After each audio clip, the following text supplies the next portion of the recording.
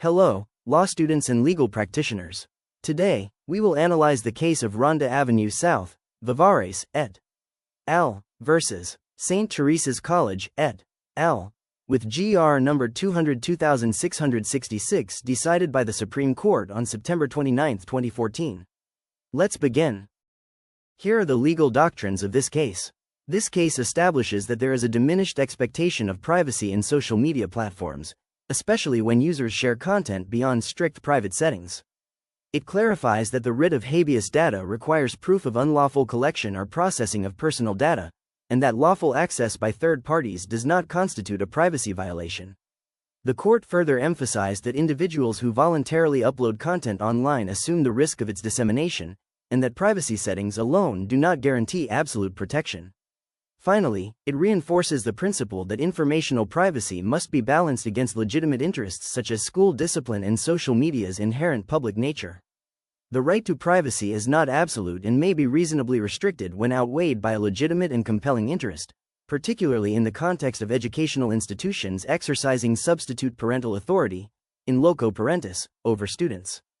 Students have a diminished expectation of privacy when they voluntarily post information or images on social media platforms, especially when such content is shared within a community and becomes accessible beyond the intended audience. A school may impose disciplinary sanctions for off-campus conduct when such conduct has a direct and substantial impact on the school community, student welfare, or the orderly operation of the institution, provided that due process is observed. For us to easily clarify the issues, here are the relevant facts to the case. Petitioners, spouses Vivares and spouses Cesara, filed a petition for writ of habeas data on behalf of their minor daughters who were students of St. Theresa's College, STC, in Cebu City. The controversy arose after several Facebook photos of the minors were accessed by STC officials and subsequently used as basis for disciplinary action. The photos allegedly showed the minors engaging in behavior that violated the school's student handbook, including posing in revealing clothing, drinking alcohol, and other acts deemed inappropriate for students.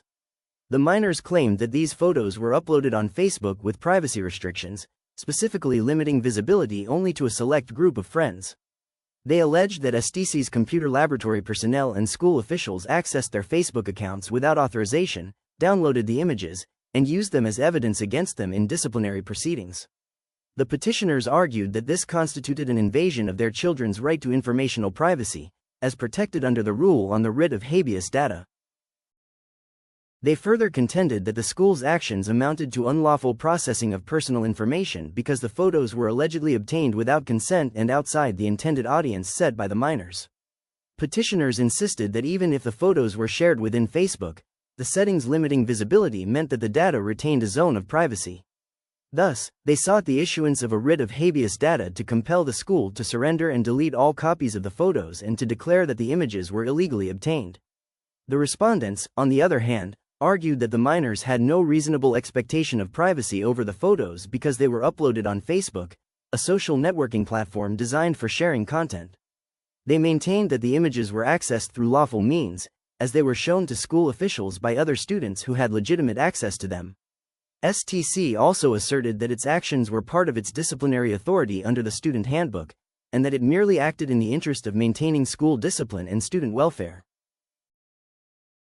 Issue 1. Whether the writ of habeas data is applicable. No, the writ of habeas data does not apply. The writ of habeas data is an extraordinary constitutional remedy intended to protect a person's right to informational privacy, specifically when there is an actual or threatened unlawful violation involving the collection, storage, or processing of personal data. It is corrective and preventive in nature and is not meant to be invoked for all alleged infringements of privacy. For the writ to apply, there must be proof that personal data is being collected, stored, or processed through unlawful means, such as hacking, unauthorized access, surveillance, or coercive acquisition. Mere possession or use of information does not automatically justify the issuance of the writ absent illegality. The Supreme Court ruled that the petitioners failed to prove that their children had a reasonable expectation of privacy over the Facebook posts. The court emphasized that Facebook is a social networking platform designed for sharing information, and users may lose a degree of privacy depending on their privacy settings and how widely content is shared. Even assuming the photos were initially set to friends only, the court held that such settings do not guarantee absolute privacy because content may still be shared, tagged, or accessed through others with legitimate access. The court found that STC merely obtained the photos from students who had lawful access to them and did not employ illegal means such as hacking or unauthorized intrusion. Issue 2. Whether petitioners had a reasonable expectation of privacy over the Facebook photos. No, there was no reasonable expectation of privacy.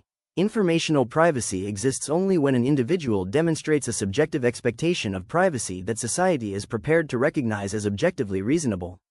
Both elements must concur. The absence of either negates the claim of privacy protection. Once information is voluntarily shared within a network of friends, the user assumes the risk that the content may propagate beyond the intended audience. The court held that Facebook, by its very nature, is a platform intended for sharing content. Even if users employ privacy settings such as friends only, such settings do not guarantee exclusivity because posts may still be viewed, shared, or accessed by extended networks of users. The court explained that once information is shared within a network of friends, it may lose its private character due to the platform's inherent design encouraging dissemination. In this case, the minors failed to prove that they used stricter controls such as "only me" or narrowly customized lists. The court found that their claim of privacy was unsubstantiated and self-serving. That's all for today. Thank you for listening and happy learning. See you again for our next case discussions.